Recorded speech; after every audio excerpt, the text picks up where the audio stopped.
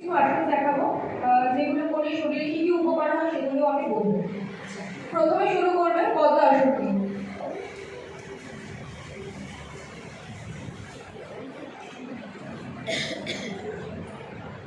কিভাবে বসেছেন দেখেছেন? ও যেভাবে বসেছে একদম সিদ্ধারা সোজা করে, পিঠ সোজা করে বসেছে। অনেক সময় কি হয়, আমরা আরামের জন্য পিঠ বেঁকিয়ে বসি, এটা আস্তে আস্তে আমাদের অভ্যেস হয়ে যায়।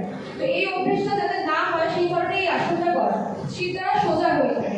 আর অনেক সময় বাচ্চারা খুব চঞ্চল মন থাকে, পড়াশোনায় মন বসে না, সেই সময় এই আসনটির মাধ্যমে ধ্যান করা হয়, যার ফলে ধৈর্য শক্তি বৃদ্ধি পায়। এরপর করবে সহজ পদ্মাসন। মেরুদণ্ড সোজা হয়ে থাকে, শরীর ভারসাম্য বজায় থাকে, এছাড়া হাঁটু, কোমর, পায়ে বাদ হয় না।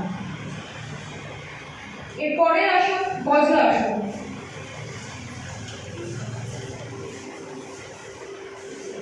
এই আসনটা আমরা কম বেশি অনেকেই জানি যে খাওয়ার পরে এই আসনটি করতে হয়, কিন্তু এটা কিছু নিয়ম আছে যেটা আমরা অনেকেই জানি না।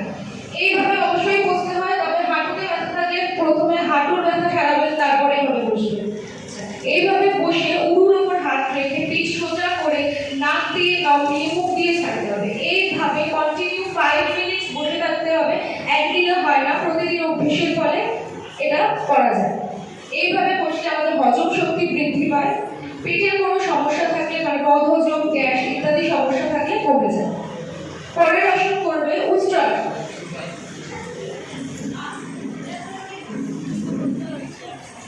নাম শুনেই বুঝতে পারছেন এটা উটের একটি আকৃতিতে আসনটি করা হয়েছে।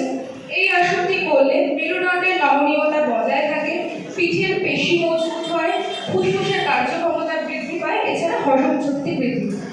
ছিল অর্ধকূর্ম আসন। এই আসনটি করলে পেট এবং যকৃতের অসুখ সারে, ক্ষুধা বৃদ্ধি পায়, যাদের খিদে হয় না তাদের খিদে ভাবটা আসে, যাদের হাই ব্লাড প্রেশার আছে তারা কিন্তু এই আসনটি করবেন।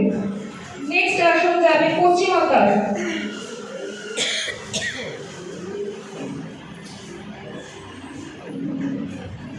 এই আসনটির ফলে মেরুদণ্ড, মূত্রগ্রন্থি, পাকস্থলী, প্লীহা এবং যকৃৎ